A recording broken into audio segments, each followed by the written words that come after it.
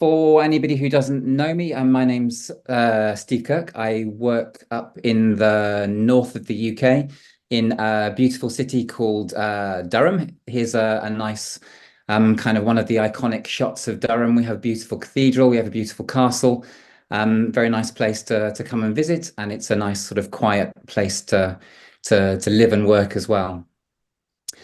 So my role is within an academic centre for development. It's a reasonably recent thing in our history. I used to work in an English language centre. The English language centre was dissolved in 2018, and it was brought together with other parts of the university, with learning development, with learning technologies, with staff development, to create this larger Centre for Academic Development that sits between faculties and works across the university. And within that, I am head of our Academic Skills Centre. And this is a relatively recent development, a relatively recent enterprise that I'll come to in a second. So actually, I'll wind back quickly.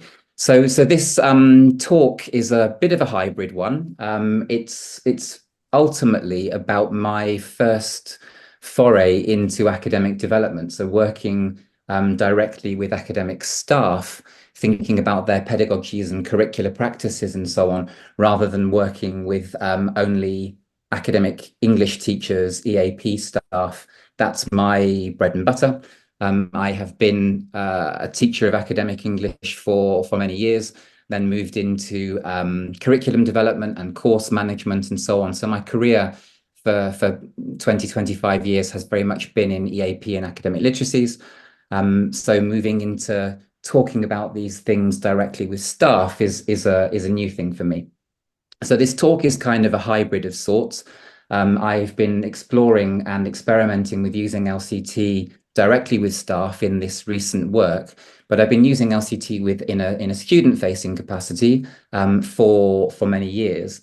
And so what I thought I would do was to kind of run through quite quickly some of the things that I've done with students in order to kind of reflect on lessons learned from enacting LCT concepts in a student-facing context, to then take that into working with staff, expand the toolkit a little bit, do things with a new audience in slightly different ways, but hopefully in ways that kind of preserve the best of what I learned from working with students.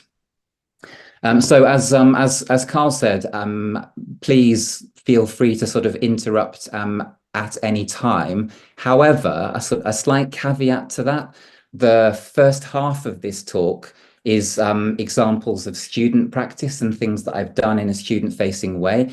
That's not the focus of the talk. So I'd kind of be quite keen not to get bogged down in the details of what I've done with students, because we're heading towards working with staff, and that's where I would like the emphasis to be. But if you do have questions along the way, then of course chip in. And it's worth saying that I can't see the chat because of my full screen setup. So all the more reason to please just chip in and ask questions if you would like to. Okay. So as I said, we're gonna start then with lessons learned from my student-facing enactments of LCT.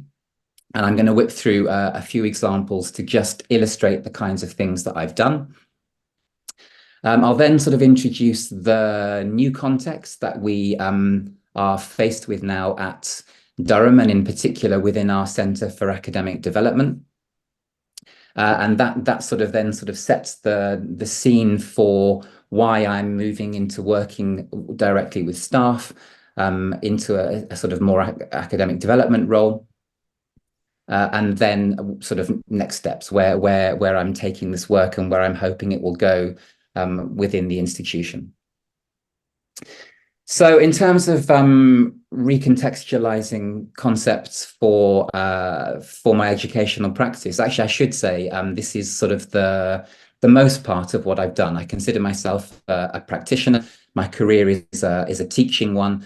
and I'm happiest when I'm thinking about teaching and pedagogy and curricular practice and those kinds of things. I would like to think that my work is very much undergirded by scholarship and research, and I do engage in those things directly myself, but I'm a practitioner and a teacher at heart. So when it comes to the use of LCT, it's very much its enactment for professional practice that is my primary interest. So semantics, and in particular, semantic gravity for me has been the major game changer, as I'm sure it has been for many people and anybody else that has tried to use semantic gravity in practice.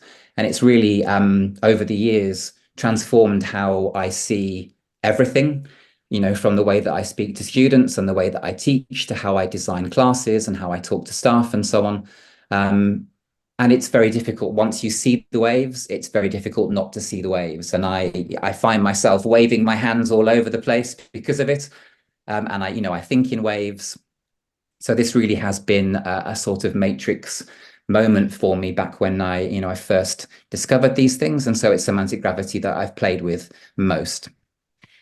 So these are a couple of examples from our summer, well, what used to be our summer pre-sessional materials for international students. So these are students sort of taking a pre-degree program in academic literacy, academic writing, those kinds of things. And I've experimented with introducing some recontextualized concepts from semantics. So this is an early task in a lesson where we're sort of introducing one translation of semantic gravity.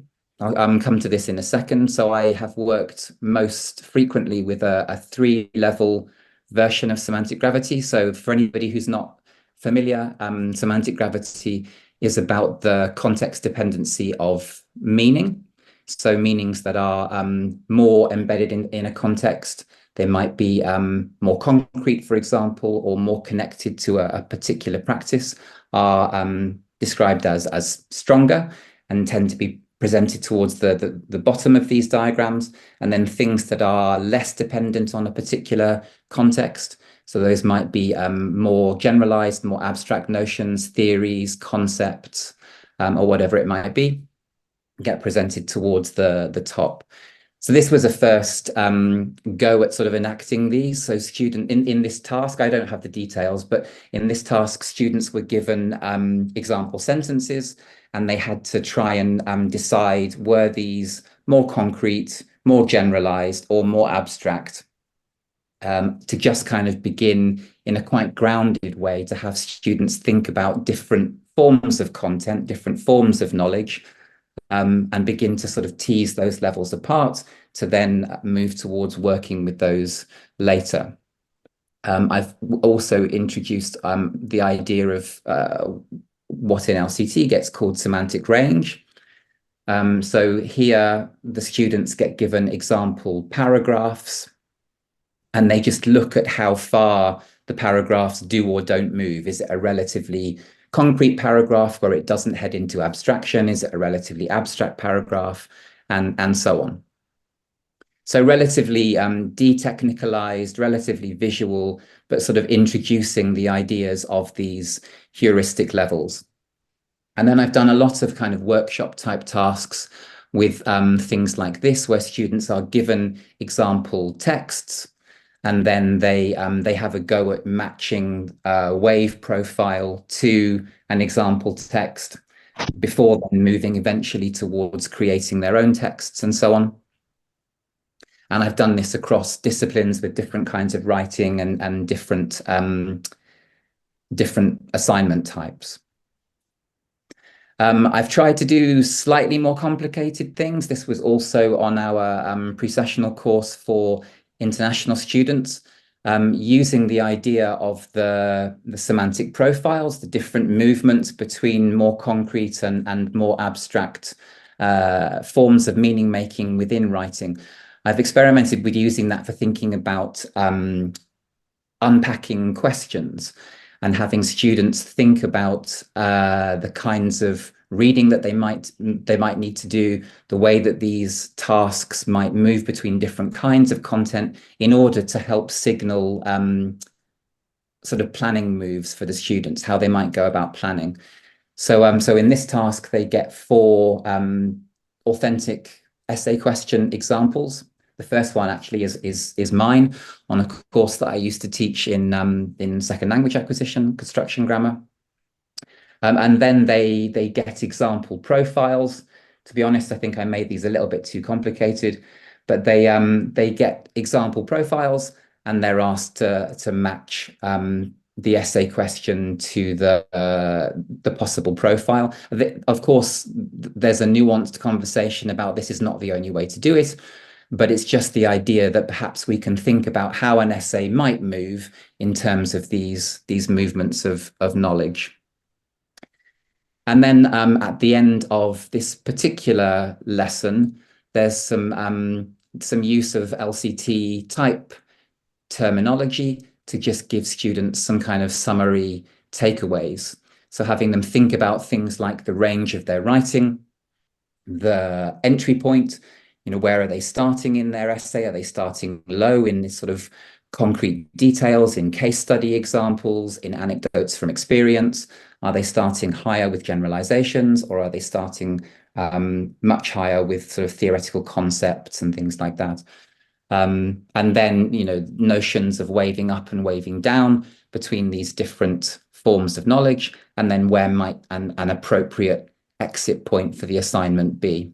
And often students are taught in their writing that the conclusion and the introduction should sort of mirror each other in some form. And so often in student writing, the entry point is the same as the exit point. And so people can, we sort of explored that a little bit. So these are examples of our pre-sessional teachers using these ideas in their classrooms. So here the teacher has kind of cut out examples of writing, and between them and the students, they're putting examples onto the semantic continuum there. And you can see on the left-hand side, the teachers labeled that experience, generalizations, and abstract theory. And then the student, this is sort of a photo of students working with these essay profiles and discussing these. And then this is actually the 2 lines here. This was a conversation about the movement from having done a piece of work, a so-called managed essay, which is the black line, towards then doing a presentation of that essay, and the extent to which the profile of their presentation might need to change compared to the writing. Does their audience need to know about the theory, for example? Does the audience need to hear all of the examples that they heard or that they read in the essay? So a little bit of comparison with students. And so that sort of took me up until about 2017-ish. And then a bit of a sort of extra game changer for me has been introducing colors into working with students. And this is very much inspired by Anna Vera Siskor in Denmark. And actually, it's a really nice example of the way that the LCT community is such a rich and powerful environment for the sharing of ideas and the enhancement of practice. So Anna Vera came to LCT 1 in Cape Town in South Africa back in 2015. And that was the first time that I presented a 3-level semantic gravity continuum and early work. She took that into her practice and then introduced a diagram like this. She introduced some colors. I saw her work a few years ago and thought it was brilliant, as did a couple of other people. And I've taken that back into my practice now. So over the last sort of 5 or 6 years, there's been sort of a little extra nuance been added to my use of semantic gravity in practice through these levels. So it's basically the same with the introduction of color. So now the the bottom level, strongest value of semantic gravity, which might be sort of doing, exemplifying, case studies, experience. These are the grassroots of practice. And then out of that, the metaphorical patterns that bloom, generalizations, insights, patterns, interpretations, and so on.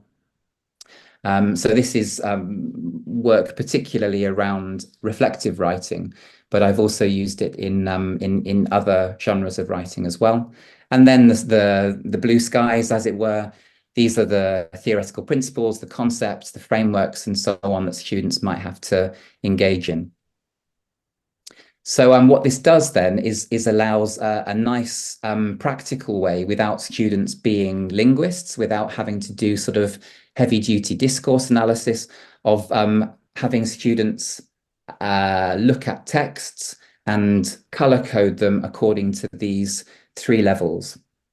So we can get quite quickly to notions of the levels and the waves and so on through some simple color coding. And so you can immediately see whether a text has lots of green, whether it's too concrete, it's too descriptive, whether it's got too much blue, it's all theoretical, there's no waving down to concrete illustrations or examples or so on. And so you can then layer the waves over the top of these. So this is a screenshot from a session on reflective writing. So we're talking about the executive summary that students need to produce at the end of their module. So these are often placement-based modules. Students are out in schools, perhaps. I do work on a module called Science into Schools, where students go and practice teaching science concepts to primary school kids or secondary school kids. They keep a reflective diary along the way, and then at the end of that, they have to submit an executive summary. And so we can talk about how that might move across different forms of content and different things that are in their diaries and so on. The beauty of this, of course, is that you can then connect it out to other forms of writing and show how other genres can also be thought about in similar terms. So we've got thinking about reflective writing in this example, but I also draw analogies to their writing in science, where they might have to start much higher with a theory or a hypothesis. They then wave down towards experimentation and data. They collect data, whatever it might be. They then sort of come up to generalized interpretations of results, and then wave back up to theory to confirm or disconfirm the hypothesis. And so rather than assignments be kind of separate, it's a nice way to make some connections across genres and have students see that actually different kinds of assignments are doing sort of similar things, but perhaps in different ways.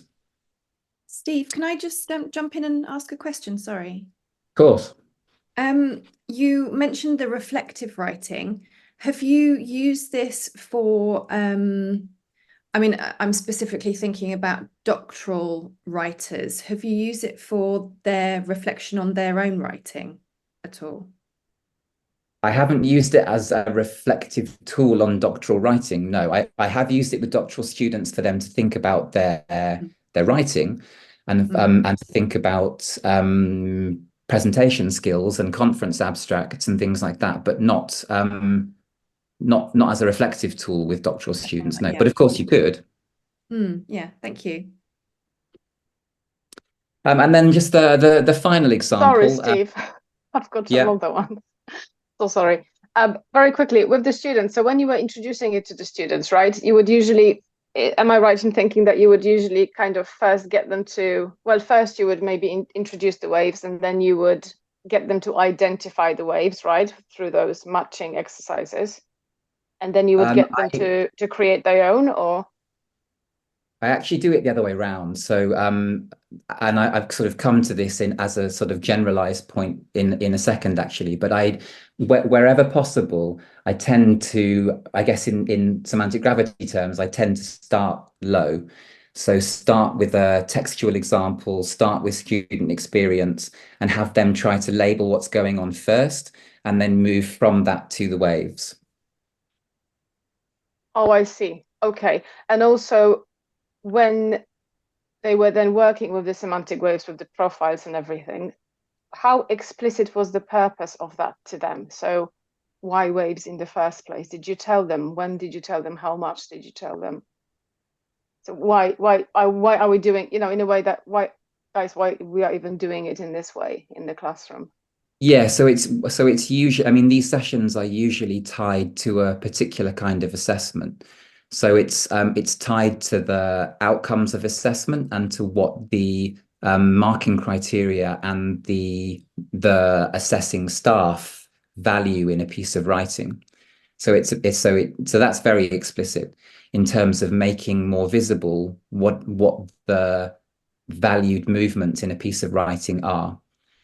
So I haven't mentioned it here, but kind of, ideas about flat lines, for example, that descriptive writing that might bump along the bottom, or the interesting thing that has emerged in my work anyway, in reflective writing, is at least historically, I saw quite a lot of mid-level flat lines.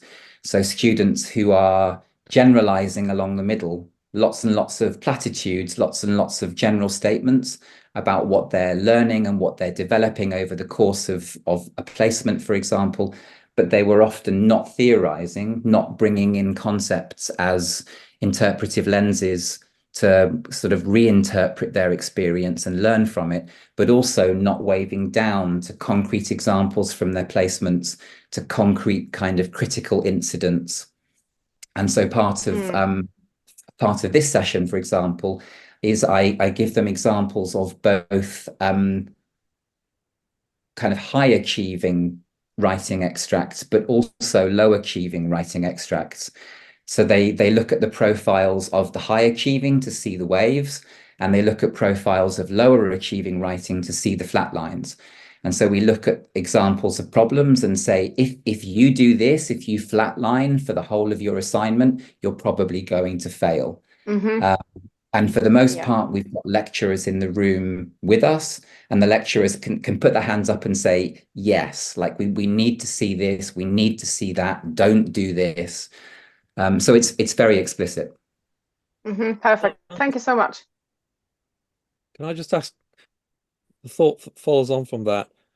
You say you do up escalators. Last week, or last time, Anna Vera said she does up escalators. Her teachers do up escalators. Does this actually mean it's probably not right to be teaching about waves and we ought to be teaching about up escalators, because LCT people themselves do up escalators? I mean, what's the value of going down rather than going up? Well, I think it depends on context, and I think it depends on audience. So I think crucially, kind of recontextualization of LCT concepts is always a relational thing, right? So who are you doing it with? And I think, I mean, for example, with undergraduates and with MA students, I've actually never had explicit conversations where I actually move to LCT and I start introducing semantic gravity and semantic density and the explicit concepts. I have done that with doctoral students. It wasn't in the assignment, it wasn't in the session plan, but because of their interest, these particular students were actually practicing teachers. And so the conversation sort of morphed into how the same idea could be used in teacher education and teacher training. And at that point, I then said, okay, here's the underpinning framework, here are the concepts, and here's how you might think about it differently for teacher education. And with my early work with staff, I have kind of come in higher and introduced the concepts first and then come down to practice. So I don't think there's a single rule of thumb. For me, my experience has been that you can turn people off quite quickly by introducing too much theory. And so if you introduce the waves and the concepts first, in my experience, you have to get practical, you have to contextualize that pretty quickly. So it needs to be kind of quite a steep downward escalator, as it were, to come quickly into people's contexts and people's practice. Otherwise, I see people's eyes glaze over and I lose people quite quickly. With students, I don't think they need the theory, generally speaking. I'm talking about it's different in contexts where maybe they are teacher trainees and they're going on to use those concepts themselves in their own practice. But I think for undergraduate students, for learning about academic writing, my students are not language specialists, they're science specialists, they're classicists, they're historians. And so I feel that I need to get to what's most valuable, most usable, most enactable as quickly as possible. And that tends to be starting low and then kind of introducing these things, but then coming right back down to using them, looking at examples of texts, looking at language, getting them playing with the colors, getting them playing with the lines, and getting them sort of as practical as possible. So it's sort of limited time up high, as it were, in order to kind of keep it practical and keep people using the tools. It's all, I mean, it's a delicate balance, of course, but yeah, so I don't know if that answers your question, Paul. Yeah, generally. I mean, partly you're doing an end shape, not just an up escalator. So it is still a wave. I was just wondering, people keep asking me why the wave? Why not just I start at the bottom? They say, once I've kind of explained this, I start at the bottom and just go up, start with examples and end up taking people to the theory. And I just been starting to wonder whether there is any point of, not just teaching LCT or writing generally, but teaching computing, teaching science, teaching whatever, whether it's just as good to be telling people and simpler to tell people do up escalators. But anyway, well, that's fine. I mean, I suppose it depends ultimately. I mean, it's a relational thing where you think about your audience and what they need to hear, particularly where it comes to kind of entry points. How concrete do I need to start? How low, how high? But then I think it's also about, I guess, pedagogic outcomes. What do you want people to take away from the session? And the key thing about the semantic gravity wave or the semantic wave more broadly is that if you enact the full wave, I think you're more likely to have transfer of learning. So if your audience is a theoretically interested audience and you're talking about LCT, then maybe you want to start high. And this is the way that Carl does his talks, right? Starts high with theory, introduces the concepts, comes down, gives us case study examples, and then returns to the theory. So your kind of takeaway is theoretical, sort of enhanced theoretical understanding through the lens of practical examples. But if you flip that, from a student perspective, what is it that I want students to do? Well, I want them to be able to write better. Do I care whether they understand LCT? No. Do I want them to understand that there are different forms of content that need to be woven together in different ways, and that across different assignments, those are valued in slightly different ways? Absolutely. Mm-hmm. So I want to start concrete with an example of an assignment or a task rubric that catches their attention, and they're like, because I'm not their regular teacher, right? So I parachute in for one session, an hour, a 2-hour workshop. They don't know who I am. They may not care. But if I flash up an example from the assignment that they need to write, and I show them their example text rubric or task rubric, then I've got them. And then we can begin to look at examples and things. Then I can introduce the waves, but then I bring it back down to them analyzing examples, thinking about planning their own work, moving towards their own writing. So it's that, it's a different kind of wave, but the point is where I want them to end is the practical enactment of those ideas for their own literacy practices. Mm-hmm. So I think the importance of the wave is for transfer of learning, but the profile of the wave can result in quite different kinds of takeaways, right? If you do an upward escalator, then the end point is theoretical understandings. If you wave back down, people are left with more practical enactments. Yeah, Steve, great, thank you. Steve, Hello. sorry, I don't want to extend the conversation a lot more, but have you found differences in the magnitude and the height of the waves depending on the assessment type? So obviously more theoretically oriented, more practical oriented, or do you still aim for as much upward and downward as you can?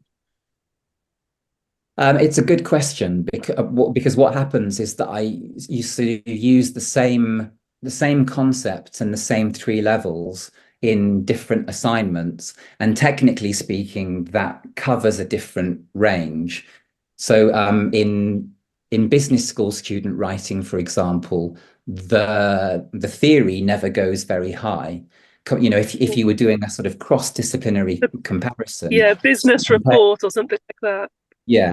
So people are using, you know, whatever it might be, STAR model, or, you know, various kind of acronyms. It's theorized and it's based on business experience and so on. But if you compared it to theories in linguistics or theories in physics or theories in mathematics, if you put them all on a Klein, they would be much lower. They would be sort of more SG plus, I guess. Yes. But I haven't done direct comparison with students. So yes, the range differs if you look at it comparatively.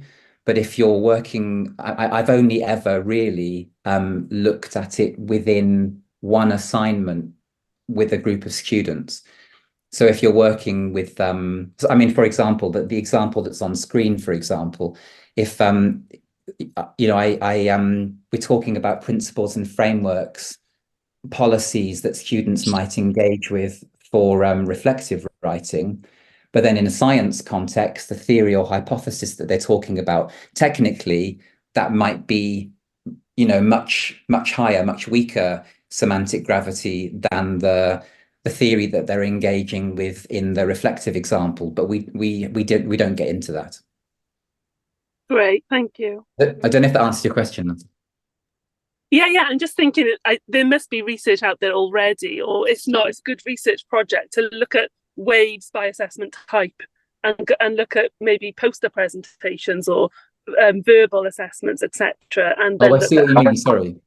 Oh, yeah. So in that sense, yeah. So in that sense, we do a little bit of that, because in this particular module, for example, students have to write their reflective piece, their executive summary, and then they go on to do a presentation, sometimes to the stakeholders, back to the school or to the people that have organized those placements. And so then they're encouraged to kind of reflect on whether they need to wave as high. Do their stakeholders, do their non-academic audiences need to hear about the theories and the interpretive lenses that they've used in order to come to new reflections? Possibly not. And so they're encouraged to think about the differences in the profiles, and also things like different entry points, different exit points, given that they have a non-academic audience for the presentation versus an academic audience for their writing. Great, thank you. Yeah. Okay, so the final example is just this. This is something that I've done with teachers. So in my experience as course director of an EAP program, I've enacted some of these things directly with students and in the course materials, but also in talking to teachers about their practice. So technically, this is a different enactment of the semantic gravity continuum. So rather than this thinking about the content and the movements of student writing, so the kind of the concrete, the general, and the abstract, this is now thinking about feedback on writing and the kinds of conversations that teachers might have with their students around a piece of work. So this is an EAP teacher working side by side with a teacher, with a student on their writing, looking at structure, concepts, language choices, and so on.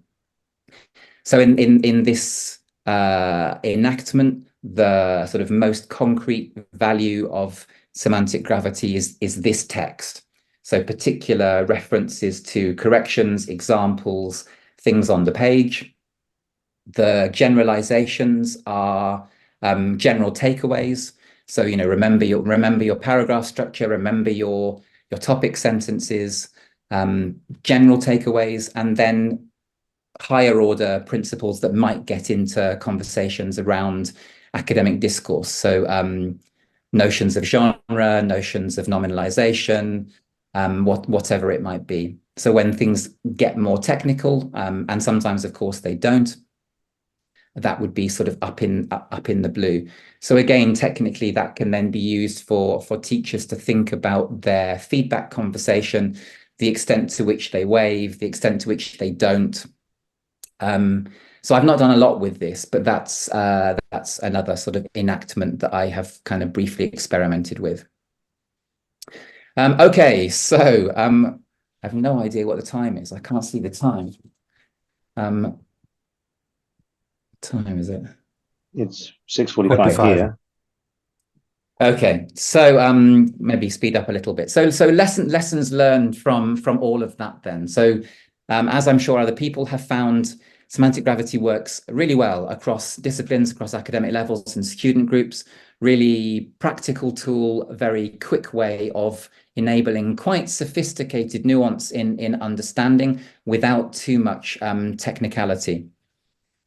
It establishes a really valuable shared language with students between subject staff and students. So particularly with the reflective writing work, so in the Science into Schools module, for example, it's become a shared language now where the staff themselves are talking to their students about the need to wave up and the need to wave down. With the introduction of the colours, we now have conversations about green endings to paragraphs and yellow endings to paragraphs and blue endings to paragraphs and things like that. So that's been quite powerful. Inevitably, there's a loss, I think, in the conceptual delicacy when you do recontextualize these concepts, but I do think it's worth it for the student learning gain. They don't understand the nuance of semantic gravity and so on, but they end up understanding their assignments and writing better. And as we've just had the conversation about, I think generally the pedagogic principle has been to start low and wave up, starting from students, their experience, their assessments, their writing and so on, and then moving that to concepts and then back. The other thing I think importantly, at least pre-COVID, is that the hands-on practice has proved really effective and engaging. People seem to like working on paper, the colors, physically tracing the waves, and that's also been the case with staff. It can work online, of course. You can do these things in a virtual environment, but I think the joy of us now being back in the classroom and doing this in person is that you can get back to pen and paper. I mean, I have done this with laptops, with people working with examples of their own writing and then kind of color coding their texts and so on. But I do think pen and paper is nice. In terms of design, I guess this is a similar point to the one I just made, but I've learned that you do need to balance explanatory power with practicality, and that practicality can often win out. So I've been quite inspired. If you were at the last roundtable with Kirsten Wilmot, she has developed a 4-level translation device coming out of her analysis of doctoral student writing, and I really like what she's done, and it really made me wonder whether I should be shifting to a 4-level translation device. And I actually had a meeting with the coordinator of the Science into Schools module, which is a module that crosses about 6 or 7 science disciplines, and they all do these placement-based modules. And I showed her the 4 levels and why it might sort of introduce an extra layer of nuance. And she saw the extra layer of nuance, but she said, I don't want to do it. Like we like the 3 levels. It works really well. We like the colors. So we'll see where that goes. But sometimes the practicality can win out. And then particularly I mean, maybe this goes back to some of the conversation with Paul, but often less is more. I have made mistakes. It's easy to overdo it, to introduce too much that you think feels fairly practical, but actually over the course of a lesson, cumulatively, it ends up being sort of too much semantic density, too many new ideas. It ceases to be practical. So to reappropriate one of Carl's adages, or I guess originally Bernstein's adage, I think, the idea that you should only use as much theory as the problem demands. Is that yours, Carl? Basil never said that. He would have hated that. Oh, well, is that yours? He said for Basil, he said theory came first and drove everything. So okay, the opposite. Yeah, so no, that was Carl's one of mine. Yeah. So only as particularly in LCT, it's easy to get excited by all of the concepts and want to kind of bring in everything, whether it's a research problem or an educational problem. And so it's important to kind of keep calm, I guess, and not get overexcited. And so to kind of repurpose that, I think it's really important that we only recontextualize as much theory as the educational problem, the pedagogic problem demands. And as I said, I've been over keen many times and made mistakes and ended up kind of losing people a little bit by layering in a few too many tasks and a few too many ideas, and then just kind of leaving people confused. And then the final thing before moving towards staff development is the importance of staging and sequencing. And I guess we've had a relatively detailed conversation about that now, just in thinking about for the session design itself. Where do you come in? How high? How low? Where do you take the students on that wave? How can you keep it grounded in practical examples of tasks and language and so on? So I do also very much have semantic gravity in my mind as a sort of backstage planning tool in terms of thinking about how you sequence tasks and how you move students through different kinds of activities and content and so on to make sure that we're not losing them. Okay, so later than planned, the new context for all of this then is that Durham University is traditionally, historically, quite an elite university. Has a high proportion of privately educated students, but that has been changing, particularly with a relatively recent government directive. There's a new office for students, the OFS, has been set up in the UK. And this is, there are particularly directives around widening participation in UK universities. And so now all universities are charged with diversifying their populations. And historically, Durham, in terms of sort of highest to lowest socioeconomic background ratios, Durham has historically had a ratio of something like 9 to 1. So for every one student that comes from the lowest postcode, there are 9 that come from the highest band, the higher socioeconomic groups. And the target is 1 to 3. And we're getting much closer, but it's a big drive around access. So there's a document that UK universities have to produce every few years called the APP, the Access and Participation Plan, which has to be submitted to the OFS, which sets out exactly how the university is going to increase access and how those students are going to be supported. And so one thing that was written into the current plan for Durham was that our centre and us in particular, the EAP staff, would be charged with closing a perceived attainment gap between some of these widening participation students and the more traditional students through the provision of academic writing support and academic skills support. So we were directly implicated then in this access and participation plan, and it led to a repackaging and rebranding of our provision. So we've always worked with international students and with other kinds of students across the university on their skills, on their academic writing. But this was repackaged then for this academic year, actually, as a new academic skills centre with this new kind of top-down impetus and strategic imperative to be closing the attainment gap and working more specifically with widening participation students.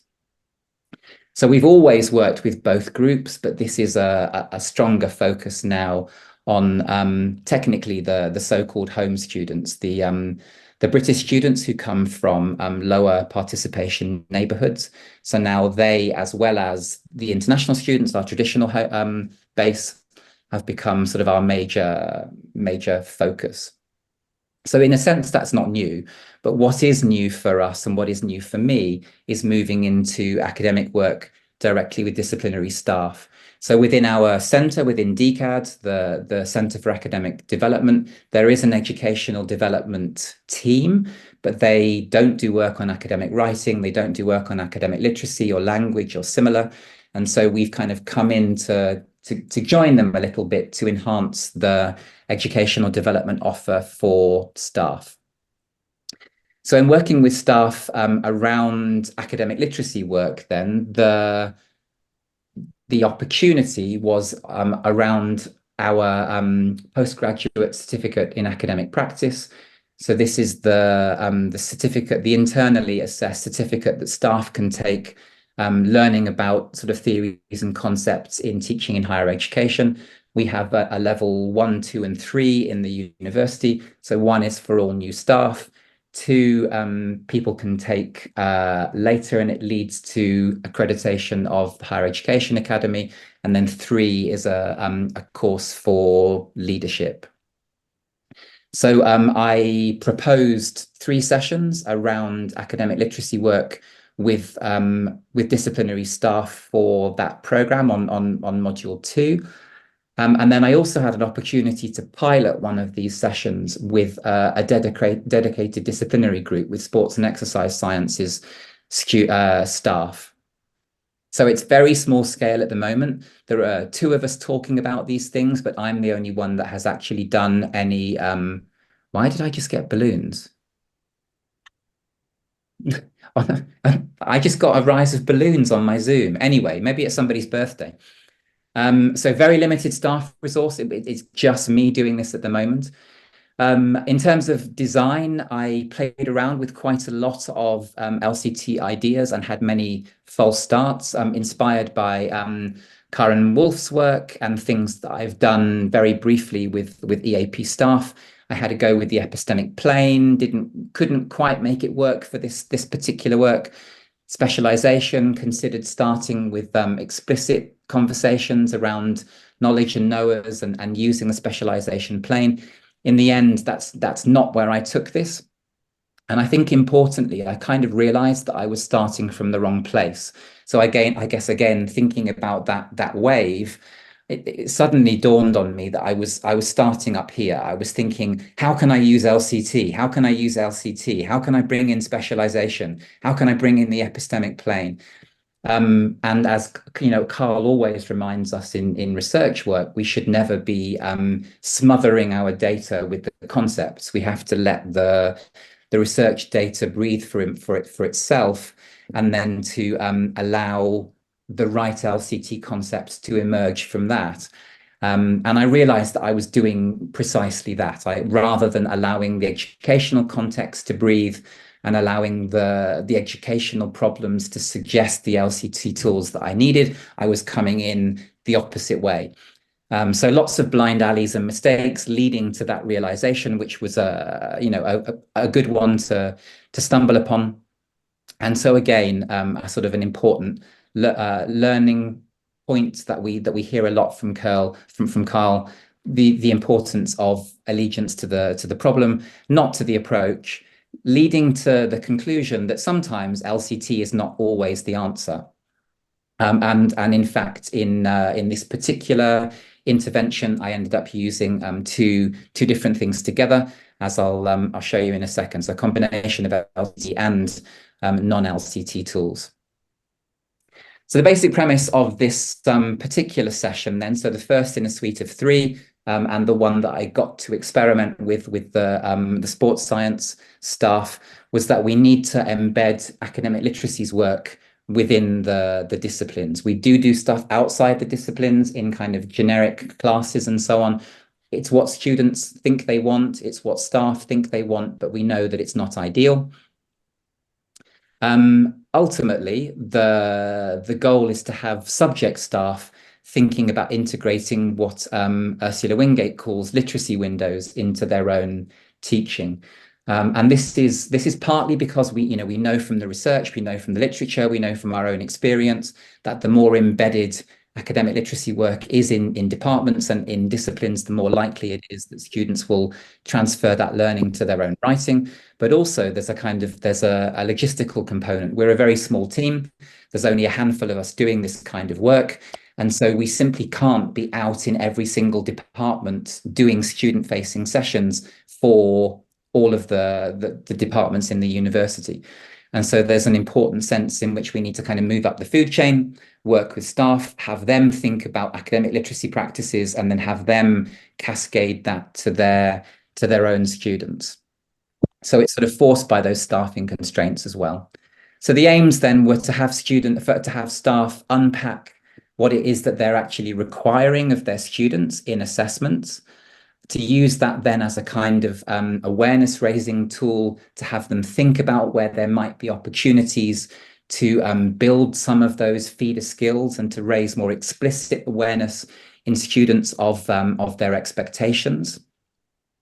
And I suppose in the background, establishing the legitimacy and value of our own team.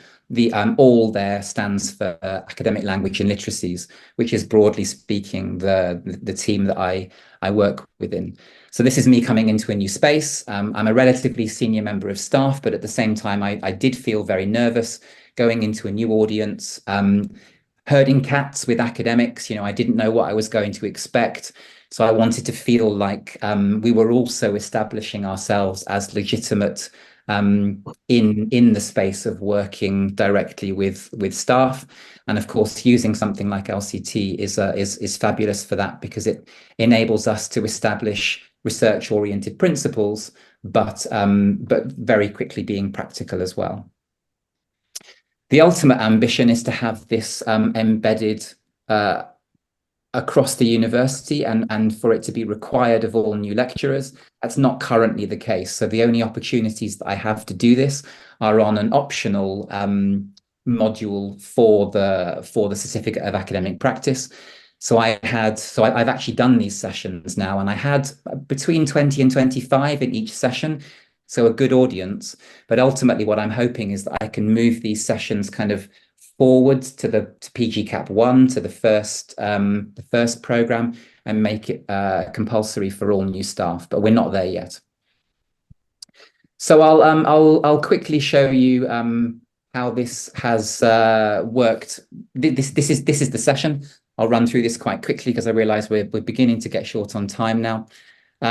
So the broad session for the sports session staff then was to introduce the idea of academic literacies and assumed principles. So things like the importance of embedding this work within disciplinary teaching. Then a conversation around the assignments that they set their students and the forms that those take. Then we unpacked that to look at the knowledge and skills required of students for those tasks. And then finally, we looked for opportunities within the staff's teaching to integrate some literacy windows around those knowledge and skills. So as I mentioned at the beginning, this started with a this started with a non-LCT tool. So this is Tardy's model of genre, which I will come to in a second. And this felt quite practical, but it didn't enable me to get at disciplinarity, didn't enable me to get at different forms of assignments, didn't enable me to get at sort of knowledge practices, and it didn't enable me to take a more critical view of what staff were requiring of their students. And that's when LCT came in and really helped.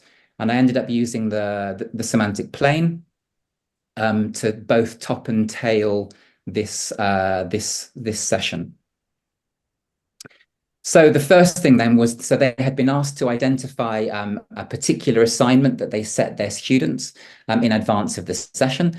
And this was a discussion then around the form that this assessment task took. And I guess a side note is that even the ability to ask that question for me has come through LCT understanding. Thinking about forms of knowledge practice is not something that I was able to say before meeting LCT. And so thinking about forms of task and so on is really informed by this community and learning through Carl's work and others.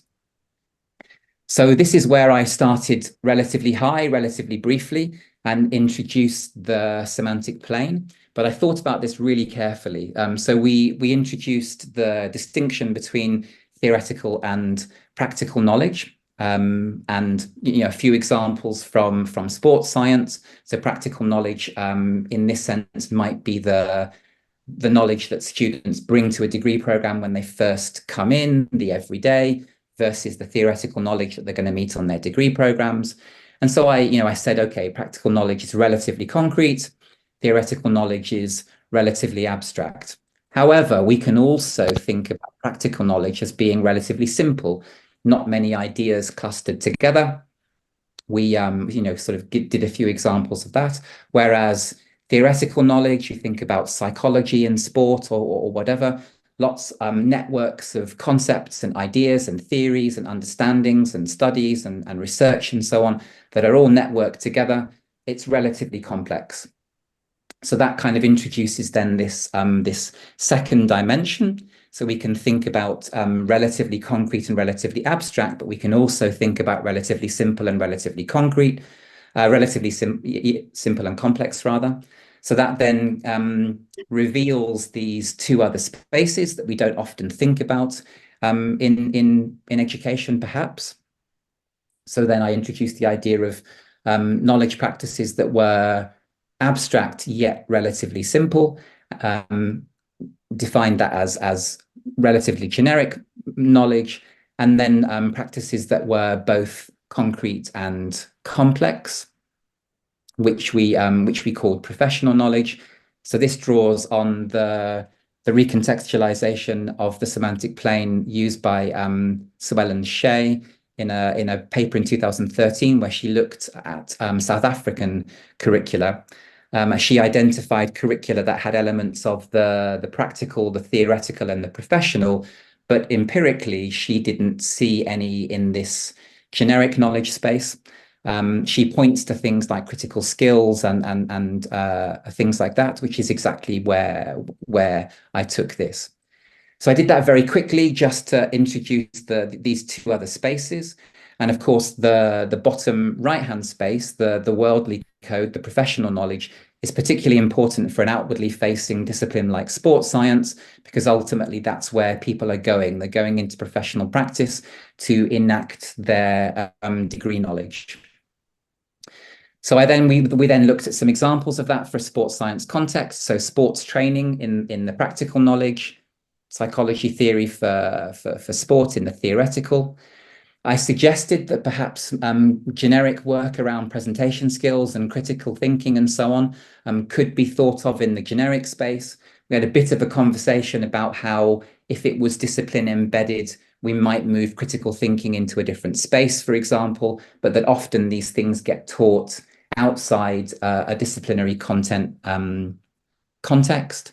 And so they may be relatively generic. And then examples of the professional knowledge. So we took the example of a diet plan for an athlete, where the professional may need to understand physiology and aspects of theory and so on, in addition to the athlete's seasonal routines and diet and all of those kinds of things.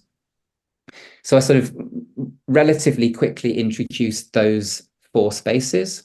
And then I think I made a mistake here. I did actually come directly to the LCT concept, and I briefly introduced these before then coming back to the practical, and I saw people's eyes just kind of glaze over. I wonder whether that was, I'm not sure with that. I did bring it in. I briefly referred to it. I think it was for my own sense of legitimacy. This is coming from this theoretical framework. it may or may not have been needed. I sort of felt like it broke the narrative of where I was going a little bit, but anyway, it was. Yeah. Sorry, Steve, I know you're rushing, but it's just really from my own experience, and I haven't done it much, but with academic stuff. So yeah, herding cuts, but also, yeah, so I don't know what will be a solution here, because exactly, glazing over. So if you start with the theory, right, you can see exactly that people just like, you know, they pause and you really immediately jump into some examples, and then they all start to work it out together, and you get somewhere or you don't. Eventually, I usually did, which is not too bad. But then if I tried the other approach and not starting with the theory, starting more with the examples, like I would with the students, what you've described before, then immediately you would have questions and interruptions from the room. Why? So I'm not sure what would be a solution. I think you're right. And I think for, you know, I think a different audience may well have questioned it. And I mean, this audience didn't. I think I would leave it in. I think it's nice to kind of wave up that bit higher and to just say, particularly for staff. But it just felt like a little bit of a glitch. And I think maybe it was just my sequencing, maybe the way that I introduced it, the storyline, my narrative wasn't quite right. Anyway, I did introduce the concepts explicitly, briefly, and then we came back to... Steve? Yeah. I just want to say, yeah, that I think it is, particularly with staff, but it is very important to let them know. You don't have to walk them through it, to let them know that this isn't just yet another made-up nonsense pedagogic model that someone's pulled out of their behind. So much academic development, particularly in this country, is. So, you know, you think, well, what's the basis of any of this? And to have that legitimacy, to be able to say, actually, I mean, my analogy usually is to say it's a bit like an iPhone. So look, what we're going to do is use it, and it's quite intuitive.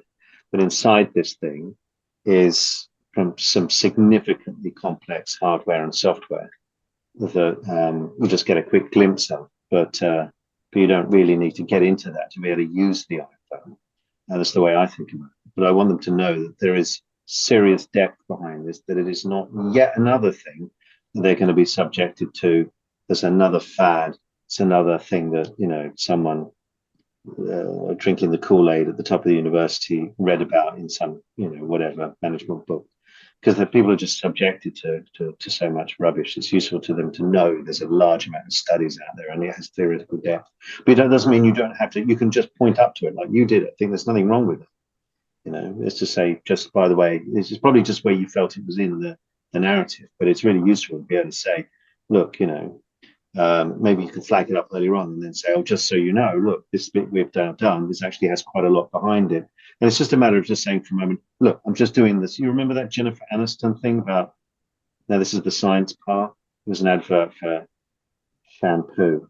Oh, yeah, she like said, shampoo or something. Yeah. Yeah, this is the science part. So you just go, well, look, this is the complex bit just for a moment is, look, actually it's got this stuff behind it, but we don't need to know that. But just to let them, to reassure people that this has theoretical depth and empirical breadth, you know, that it's not just another load of rubbish.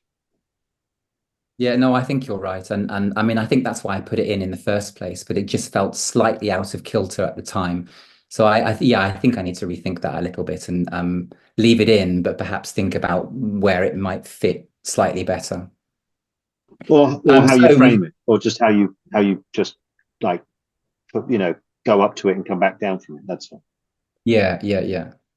So we focused on the idea then of looking at a particular assignment using this this tool then. So I gave the example of a module in their department called nutrition in sport. And in this, it's a level 2 module for second year undergraduates. And the assignment in this is they have to choose a concept in nutrition and they write a science piece about it. And then and that's a formative, and then they have to recontextualize that as an online journalistic piece in the style of The Conversation, which is a sort of online general science magazine. So we sort of talked a little bit about how that was an assignment then that started in a very sort of theoretical, complex space, but then depending on how it was written, had to be recontextualized into something that was dialed down, more generic, less technical, and often quite practical, relating to people's lives, people's own diets, lifestyles, or whatever. So just sort of introducing the idea that many assignments need to shift across spaces. So they were then given an A3 version of this this plane, and they had a go then at plotting their own assignments. So there's a group of about 10 of these members of staff, and we were all round a big table. They worked in pairs, and they talked about their own assignments, and they tried to kind of map on the semantic plane how the knowledge needed to move in these assignments. So here, this is I think this is a module in sports industries. And so he saw this shifting back and forwards between concrete experiences and then industries knowledge. Some of these are sort of more complex. I'm not exactly sure what was going on there, but clearly some kind of rotating relationship between all four quadrants. The one of the challenges and one of the frustrations about this workshop was that we only had about 90 minutes, a little bit longer. And so there wasn't a lot of time to sit down with each of the pairs and have them sort of pick apart and explain their diagrams. Not a lot of time to unpick. But people got a lot out of this, and you can see quite a lot of these tasks are kind of starting in the theoretical and then moving to the practical. There's sort of interesting conversations around the professional space. So you can see in this one, the staff member has noted that ultimately they need to be here. They need to show the sort of the professional understandings from their practice, from the academic concepts into professional ideas. You can see the bottom left there, there's mention of some data. It's unclear whether perhaps that was misplaced. You know, if we're thinking about data that students have generated through their own work and through their own academic work, it might be that actually that needs to be elsewhere, but we didn't have the time to kind of get into the nuances of that. And then a nice kind of relatively complex one that is moving back and forwards.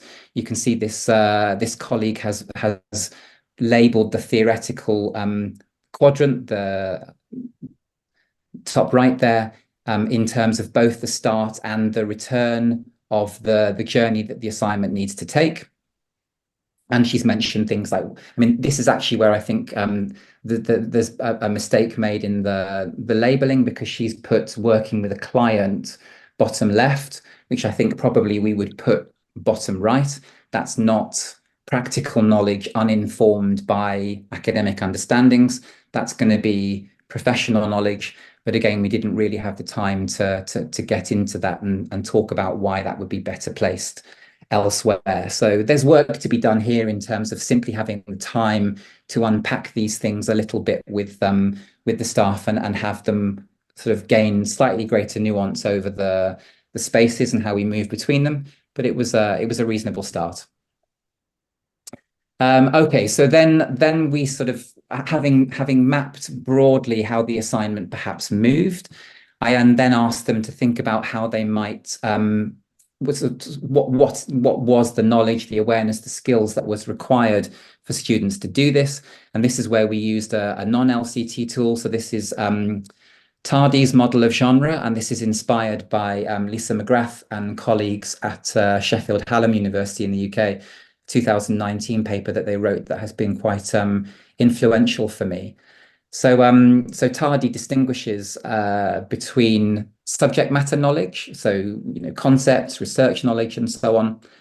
What she calls rhetorical knowledge, so that's understanding of disciplinary community values, awareness of readers, and so on. And that's often tacit stuff. And this was a big area for conversation, actually, because the disciplinary values are often things that students don't get to hear about. So that was kind of an interesting area.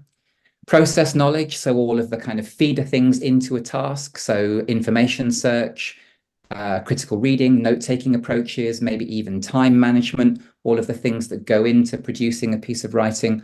And then the formal knowledge associated with the writing itself, so things like structure, language choices, citation format, and so on. So it's quite a neat way of getting to core aspects of putting together a complex assignment quite quickly. So then they got another A3 sheet and they began to unpack what they saw in those areas. So we got sort of different things there across the members of staff. And that was actually a really interesting conversation. A lot of staff said, wow, actually, we really require a lot of our students, and they hadn't realized just how much was assumed and how many feeder skills were not explicit conversations and how they didn't talk about these things in their classes and how much was hidden in terms of what was actually needed to produce assignments. So that was kind of then a useful segue into thinking about, okay, having identified all of these things that you don't talk about and you realize that students need and that they're not doing. And actually, it's important to mention that the sports science students, a high proportion of them come from relatively non-academic backgrounds. They haven't done most of it, about 70% don't come from an A-level background, from a sort of an academic route. They come from more vocational routes, BTEC qualification routes. And so all the more reason that these students perhaps are starting without some of the awareness of their peers, and why they need these things making more explicit. So we came to this idea of literacy windows, of them finding relatively low resource opportunities to embed explicit conversations. And I asked them to identify things within these areas, the writing knowledge or the process knowledge, subject matter knowledge, or the rhetorical. And then we came back to the semantic plane. So this time we kind of moved from assignment up to the level of module. And I asked them to think about the way that their module moved sort of from week 1 to week 10 across the course of a term. Where did they move in these spaces? So, for example, did they start with their module with very practical insights, starting with students' own experience of participation in sport before then moving them towards concepts? Did they have a lesson where they started with theoretical knowledge and then made it very practical, or vice versa? And did they have points in the course where they were moving from theoretical understandings to then professional experience and applications as a coach or similar? And so they then mapped their module in terms of the different movements across the plane from week to week. And then within that, they identified where there might be literacy windows. So you can see in this example, this is actually all three together. She's got her assignment mapped in the middle of the plane. She's got her module movements around the outside of the plane. And then top left, she's identified one opportunity within a particular week where maybe she can do some explicit work. So in this case, it's the idea of research-informed practice and an explicit conversation about that, why we do it, how we do it, how it becomes part of a portfolio of professional practice. And so this is kind of the 3 stages of the session all in one. So that's sort of broadly it. Just as a kind of side note in the background, the structure of this session was also kind of semantics informed. So we had sort of introducing the plane and then the practical task. We had introducing Tardy's genre, the practical task, and then we came back to the plane a level up, thinking about module structure rather than just assignment structure, plus the practical task. And that sort of made this nice semantic gravity curve. And that was actually explicitly part of the session design. So I use semantic gravity as a kind of thinking tool to help me structure and sequence the session. That's basically kind of heading towards the end. So thoughts so far on this then. At least with staff so far, it feels like the semantic plane can be introduced quite quickly, but with a kind of useful degree of nuance. The staff reported getting quite a lot from this, and it really enabled them to kind of explode what they were doing, seeing things in different ways, seeing the connection to professional practice that perhaps they hadn't seen before. I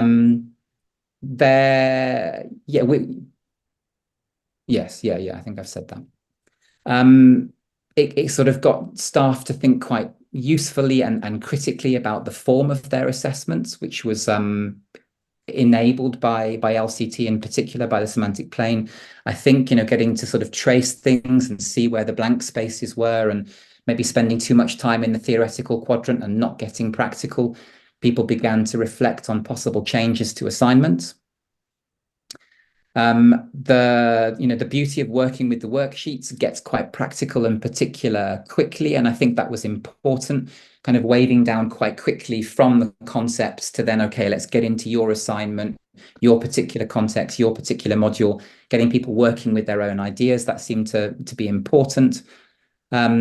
And as we sort of briefly discussed, I think the explicit discussion of the concepts was important in just establishing kind of legitimacy and having that theory or research informed approach. And like the staff, like the students rather, the staff also like the hands-on practice, possibly refreshingly so after a couple of years of being online all the time. It was a little bit messy materially, lots of pieces of paper. I've done the session again since, and I sort of made it A4 rather than A3, double-sided things, stapled things a little bit. That's a relatively trivial thing, but it did make a difference. We ended up kind of having too many pieces of paper on the desk.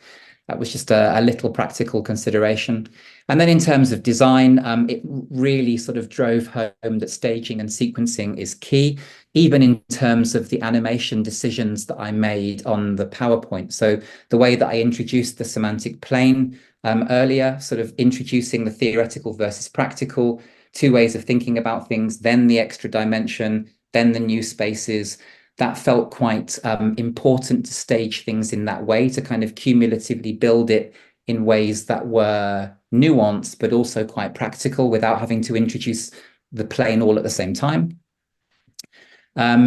With more time, there were things that I considered that I had to kind of leave on the cutting room floor. So there would have been nice tasks to experiment with, like, for example, giving people examples of a plane with a pathway traced, and then ask them, okay, what might an assessment that looks like this do? And maybe even have them kind of think about their own assessments that follow particular pathways. Can they invent or write a task rubric for their own module that would follow this pathway or that would take a different pathway? There are nice other tasks that you could do with the semantic plane. As I said right at the beginning, I sort of toyed with things like specialization, notions of knowledge and knowers and dispositions and other things, but that sort of remained a tacit lens for now. It kind of runs through my language, I think, but I haven't yet decided to make that an explicit front of house tool yet, and that feels right for the moment. And like I mentioned with the students, I think less is more. Only as much recontextualized theory as the educational problem demands, and echoing again the experience with students, allegiance to the problem rather than to the theory itself. Keep it grounded in the context and the discipline and the staff needs. So going forwards, I've actually now done these sessions. So I did the 3 sessions on the postgraduate certificate of academic practice. So the one that we looked at, one around reading and critical reading, and one on writing. I did bring in some LCT into the reading and writing. The writing was a little bit of a disaster, actually. I think I tried to do far too much in one session, and I ended up kind of having to rush and so on. But anyway. So can I just ask, Steve? Sorry, how long were those sessions in terms of time? An hour, 2 hours. 2 hours? Thank you. 2 hours. Yeah, they ran 10 till 12 on a Thursday morning, and they ran. I did them in a fortnightly sequence. So I did bring in some LCT in these other sessions. No time for that today. And then there was also the intention to bring in some things from systemic functional linguistics into the writing as well. So for example, nice practical visual tools around the structuring of paragraphs. And I did do that, but I squeezed far too much into one session. I wasn't happy with session 3 at all. I think it needs to be 2 sessions. I made a bit of a mess. Anyway, so yeah, so heading forwards, the last thing then is I'm hoping that the sort of piloting and practicing of these sessions will turn into workshops that I can take into departments for away days and try and hit some of the staff that I'm not currently reaching.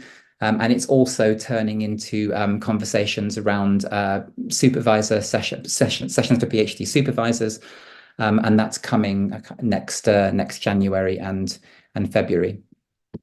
Okay, sorry to rush a little bit at the end. I know we're a bit squeezed for time. Those are the references, and thank you very much for those of you who are able to stay this long and persist to the end.